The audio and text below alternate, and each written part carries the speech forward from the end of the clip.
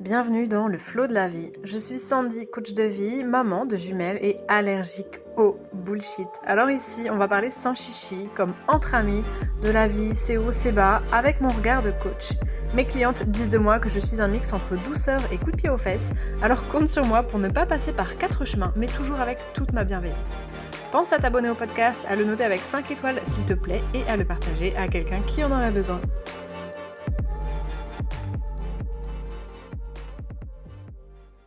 Aujourd'hui, je vais te parler du truc, le truc, avec un grand T, qui va changer ton couple.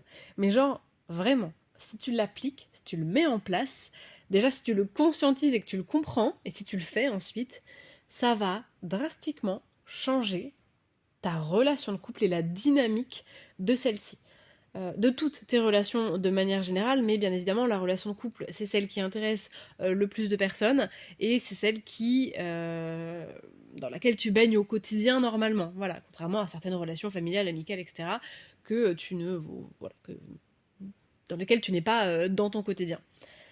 Donc le truc qui va changer ton couple, mais genre vraiment, c'est un truc tout con, mais qui pourtant n'est pas tant que ça appliqué.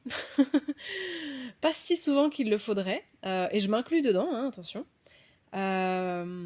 qui est peut-être même contre-intuitif et contre-instinctif, et je vais t'expliquer pourquoi. C'est tout simplement d'expliquer les choses, de verbaliser les choses, de verbaliser tes besoins, tes envies, tes humeurs, tes attentes, tes désirs, tes espoirs, tes limites, de verbaliser les choses, de dire les choses, d'expliquer les choses. Alors ça paraît cool hein, quand je te le dis comme ça, tu dis ouais ok super, ne t'en va pas, tu vas comprendre, je vais t'expliquer, parce que vraiment, on a beau dire bah oui ça paraît logique, hein. Bah oui ça paraît logique, et pourtant tu me diras après cet épisode, viens me dire en commentaire ou sur en messagerie privée Instagram si tu veux. Si tout compte fait, après l'écoute de cet épisode rapide, tu le fais autant que tu pensais ou pas. Parce que oui, parler, expliquer les choses, on se dit ben oui, c'est bon, on est en 2024 Sandy, on a compris que la communication c'était une des clés du couple. Merci, t'es mignonne avec ton conseil, mais on est au courant. Alors oui, la communication, c'est une des clés du couple, effectivement, on en parle beaucoup et à juste titre, mais en fait, ça veut dire quoi? La communication, c'est pas uniquement communiquer quand on a un problème, c'est pas uniquement communiquer quand on s'est disputé pour désamorcer, pour dire pardon, pour revenir sur la dispute. La communication dans le couple, c'est pas que attendre qu'il y ait un problème et après communiquer autour.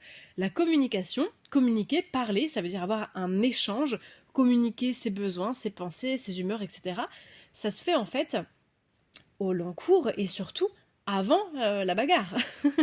Ça permet même, j'ai envie de te dire, d'éviter la bagarre, d'éviter le clash, d'éviter la dispute, d'éviter que ça monte en pression, d'éviter les mauvaises compréhensions, d'éviter le ressentiment qui s'accumule, les rancœurs, d'éviter voilà, les mauvaises interprétations, les quiproquos, bref. En fait, la communication, c'est vraiment comme de la prévention, tu vois. C'est pas on communique une fois que le mal est fait et qu'on s'est disputé ou qu'il y a eu un drame dans le couple. C'est on communique chaque jour pour justement savoir mieux se comprendre, mieux se respecter et vivre la plus belle relation possible. Alors, ok, la communication c'est tout le temps et c'est pas évident parce que déjà pour pouvoir parler, pour pouvoir expliquer les choses, ses besoins, ses limites, ses envies, etc., il faut les connaître soi-même. Si tu les connais pas toi-même, comment veux-tu être en mesure de les verbaliser, de les expliquer à ton mec? Ou à ta copine, ou j'en sais rien, peu importe qui tu es là, qui m'écoute. Comment veux-tu être en capacité de verbaliser, d'expliquer, de dire les choses que tu ressens, que tu vis, que tu penses, dont tu as envie, que tu espères ce que tu veux, que tu as planifié, que tu as prévu, bref, si toi-même, t'en as pas conscience. Alors là, je vais pas creuser ce truc-là parce que c'est tellement personnel. J'essaierai, si tu veux, pareil, tu me le dis en commentaire ou en message privé Instagram, de faire un épisode un petit peu axé auto-coaching, introspection pour comprendre ses besoins, etc. Mais ça va pas être l'objet ici. Ça se fait en coaching aussi, vraiment, si tu vois que tu rames avec ça, que tu sais pas qui tu es, où t'en es, ce que t'as besoin, ce que t'as envie, ce que tu veux dans la vie, viens vraiment avec moi en coaching. Je t'assure qu'avec le regard de coach, tu vas avancer 1000 fois plus vite et tu vas très très rapidement réussir à te comprendre. Donc si tu veux qu'on approfondisse ça ensemble, on le fait ensemble en coaching. Mais étape numéro 1, bien entendu, avant de pouvoir verbaliser ses besoins, ses envies, etc., faut avoir un minimum de recul sur soi-même, de connaissance de soi-même et de capacité d'observation de soi-même. Si tu te lèves le matin, que t'es ronchon, que tu tournes en rond, que tu sais pas ce que t'as envie de faire, parce que toi-même tu comprends pas ce qui se passe en toi, ce que tu veux, dans quel état tu es, évidemment tu vas pas réussir à le verbaliser à la personne qui partage ta vie, c'est sûr et certain. Donc dans tous les cas, première étape, un minimum de compréhension et de connaissance de toi pour pouvoir verbaliser tes besoins, c'est sûr. Mais de toute façon, une relation de couple, si tu ne te connais pas toi-même, si tu n'as strictement aucune foutue idée de qui tu es, de comment tu fonctionnes, de ce que tu veux dans la vie, de où tu veux aller, la relation de couple, elle peut pas marcher. Elle peut pas marcher, il y a un moment où ça finira par capoter, ou en tout cas par clasher, par frictionner plus qu'il n'en faut avant que vous vous décidiez à faire un travail sur vous, etc. Parce que, en fait, la connaissance de soi, c'est la base de ta vie. C'est à ça que sert le coaching, c'est la base de ta vie. Mais parfois, on peut très bien se connaître, se comprendre, savoir ce qu'on a en nous, savoir ce dont on a envie, savoir ce qu'on a en tête comme pensée, dans quelle humeur on se sent, mais ne pas le dire à l'autre en fait, parce que il devrait le savoir. Oui, mais enfin, c'est mon mec, il devrait quand même savoir comment je fonctionne. Il devrait quand même me connaître. Non, mais enfin, c'est évident. Non, mais c'est quand même logique. Ben non, en fait. C'est pas évident et c'est pas logique. Là, j'ai une grosse pensée pour ma copine qui est thérapeute aussi. Coucou Lucille. C'est pas évident et c'est pas logique. Il n'existe aucune évidence si ce n'est pour toi-même. Toi, dans ton monde, dans ton esprit, c'est évident parce que tu es dans ta tête, parce que tu connais tes pensées, parce que tu es constamment à l'intérieur de toi-même. Donc tu suis tes petits raisonnements, tes petites logiques, tes petites humeurs, le cours de tes pensées, etc. Mais les autres autour de toi, y compris les gens qui partagent ta vie, y compris la personne qui est amoureuse de toi, elle n'est pas dans ta tête. Et même si elle t'aime, et même si elle te connaît plutôt bien, et même si elle partage ta vie, elle ne peut pas lire dans tes pensées et deviner. Et non seulement elle ne peut pas, mais en plus ce n'est pas son rôle. Tu as pour responsabilité de verbaliser les choses et de dire ce dont tu as besoin, ce dont tu as envie. Si tu espères que l'autre en face te comprenne, tout simplement. Il n'y a pas d'évidence, il n'y a pas de logique. Oui, la personne qui partage ta vie te connaît probablement mieux que d'autres personnes. Ça ne veut pas pour autant dire qu'elles doivent te connaître par cœur. Pourquoi? Parce que on a déjà tous et toutes un petit jardin secret, des trucs qu'on ne dit pas forcément. Alors, je parle pas de cacher des choses à son partenaire, c'est pas ça, mais je veux dire, on n'est pas là en train de déballer constamment tout notre passé, toutes nos pensées, tout ce qu'on a en tête, toutes nos réflexions, on n'est pas là en train de faire le grand étalage en permanence, il y a des trucs qu'on garde pour nous, tout simplement. Et on a le droit. Donc la personne, elle n'est pas au courant de tout. Elle n'est pas au courant peut-être de tout ce que tu as vécu, de tous tes rêves, de tous tes machins. Et puis surtout, elle sait pas forcément en fait dans quelle humeur tu te réveilles. Est-ce que peut-être que tu as pensé à quelque chose qui t'a fait repenser à un truc et qui t'a mis dans telle humeur, dans tel état, qui t'a ravivé un souvenir, qui t'a...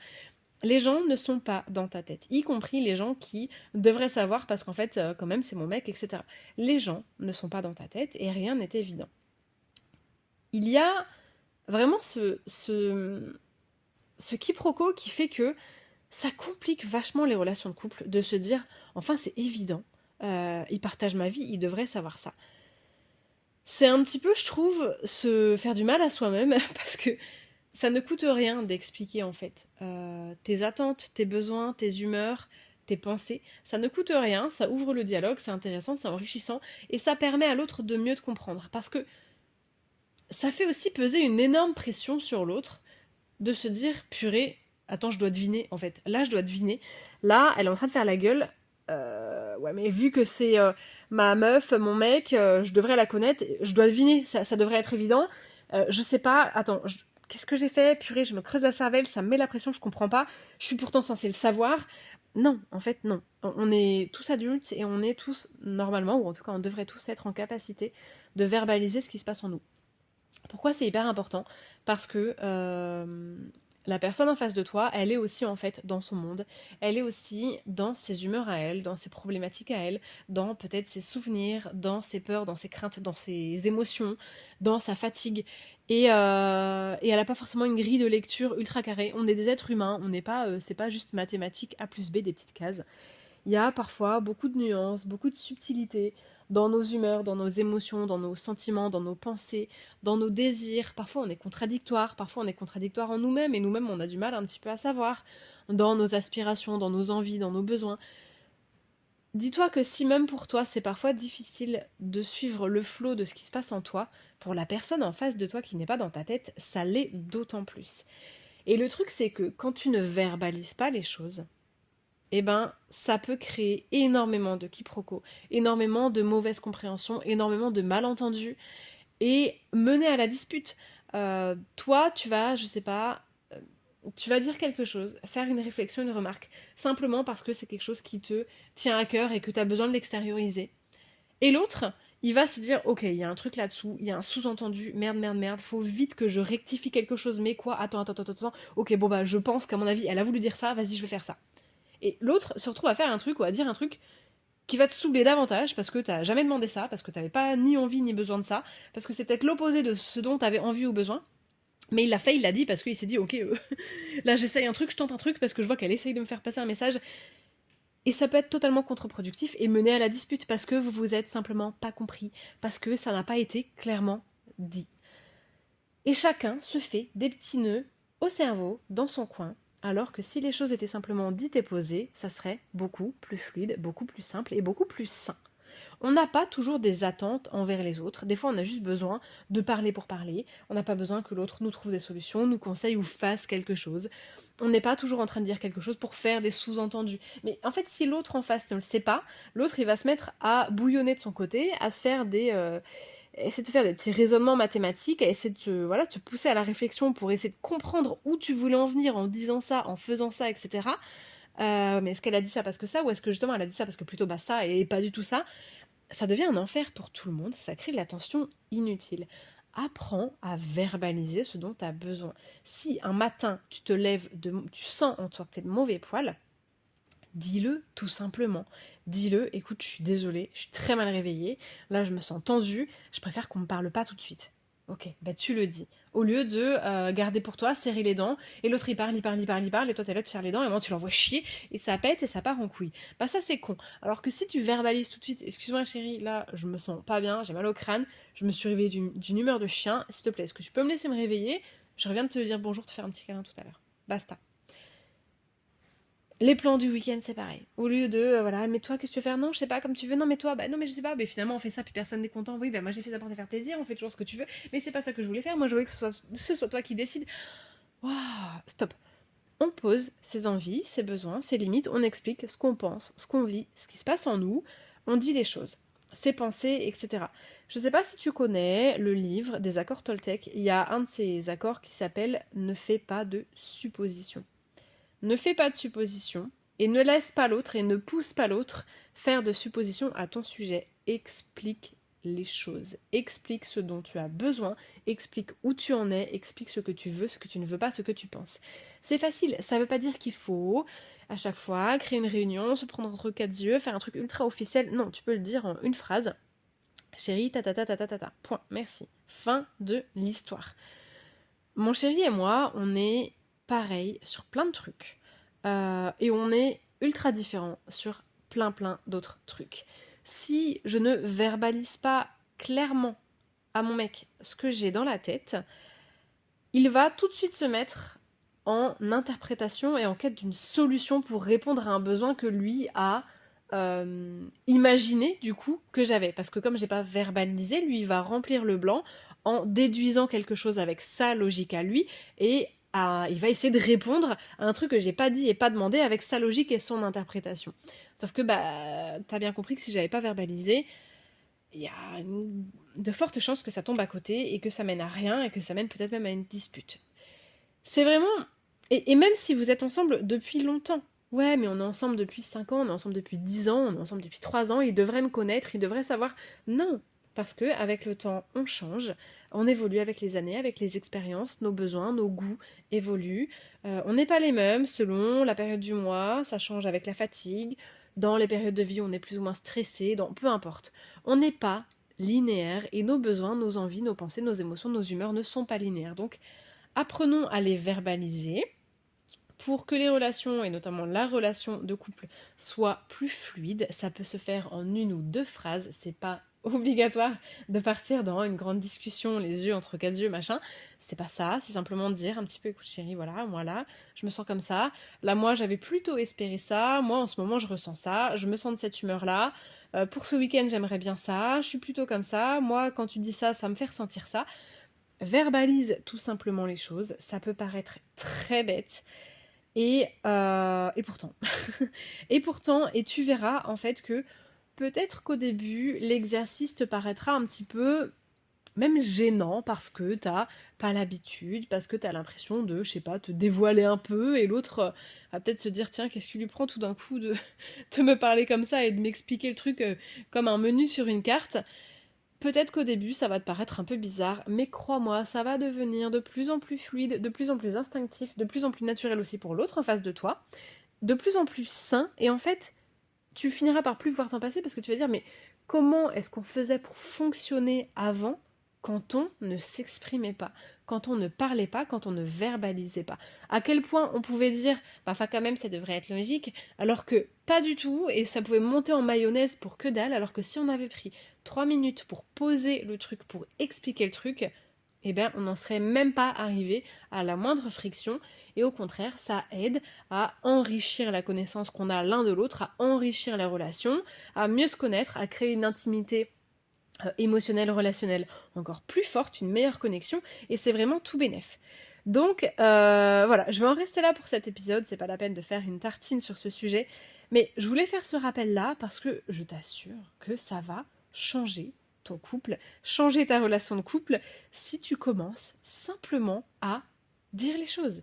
Explique, verbalise tes besoins, verbalise tes pensées, tes envies, tes attentes, ce que tu as dans la tête, tes humeurs, même si c'est a priori négatif. Si tu te réveilles d'une humeur de chien, au lieu de rester faire la tronche et qu'une dispute finisse par éclater parce que l'ambiance est électrique, dis-le, chérie, s'il te plaît, c'est pas contre toi, je me suis levée du mauvais pied, je me sens prête à sauter au cou de tout le monde, tout me gonfle ce matin, je préfère qu'on parle pas, et quand je me sentirai mieux, je reviens te voir, et puis on se fait un petit bisou, et puis ça va mieux.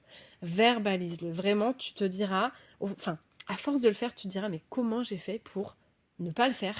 Comment j'ai fait pour laisser l'autre se démerder à essayer de deviner? C'est pas sain, et toi-même tu dois le voir dans ta relation de couple, si l'autre ne te verbalise pas les choses, il y a des moments où tu te retrouves en train d'essayer de réfléchir, de dire purée, mais alors, qu'est-ce qu'il voulait dire par là? De quoi il a envie? Pourquoi il réagit comme ça? Pourquoi il me dit ça? Est-ce qu'il y a un sous-entendu? Je comprends pas, qu'est-ce que j'ai fait? Qu'est-ce qu'il voulait dire? Qu'est-ce que... Je comprends pas, mais attends, mais c'est chiant. C'est pas agréable. C'est agréable pour personne. Donc apprends à verbaliser les choses, à dire les choses, à expliquer les choses. Tu vas voir que ça va littéralement changer ta relation. J'en profite aussi pour te dire que si jamais t'es pas du tout déjà à l'aise avec l'étape 1 dont je te parlais tout à l'heure, qui est celle de déjà te connaître toi-même en fait, de savoir comment tu fonctionnes, de savoir un petit peu dans quelle humeur tu te trouves, quelles sont tes pensées, comment tu te sens, tes émotions, un peu naviguer à travers ça. Qu'est-ce que t'attends? Quels sont tes besoins, tes désirs, tes limites, tes envies, tes projets de vie, de quoi t'as besoin? Qu'est-ce que t'attends de ton chéri, de ton couple, de toi-même, de la vie? Bref, si déjà tu te sens pas tout à fait au point et aguerri niveau connaissance de toi-même, je t'invite à rejoindre le Level Up Challenge gratuit, un petit challenge gratuit que j'organise à la rentrée. On commence le 2 septembre, ça va durer une semaine, ça se passe dans un canal privé Telegram, et chaque matin, tu vas recevoir un audio de ma part, full motivation, full coup de boost, avec des questions à te poser, des trucs à faire, des trucs à mettre en place, de la réflexion, du travail sur toi en fait, des exercices, de l'introspection, mais tu auras aussi, tu me connais, quelques défis, quelques challenges, parce que pour moi le passage à l'action il est indispensable. Donc si ça te dit de venir passer une petite semaine avec les autres inscrites et moi-même à partir du 2 septembre sur Telegram, eh bien je te laisse en description le lien d'inscription au Level Up Challenge. C'est tout à fait gratuit. c'est un petit cadeau que je vous fais à l'occasion de la sortie de mon gros programme de coaching de vie Level Up. Je me suis dit pourquoi pas passer une petite semaine gratuite avec vous aussi à la rentrée pour motiver les troupes, motiver les foules et ouais voilà, vous aider à avancer sur vous l'espace de cette semaine toutes ensemble. Tu as le lien bien évidemment dans la description et si tu as la moindre question comme d'habitude, un mail, un commentaire, un message privé sur Instagram et je te réponds avec plaisir, je réponds à chacune d'entre vous.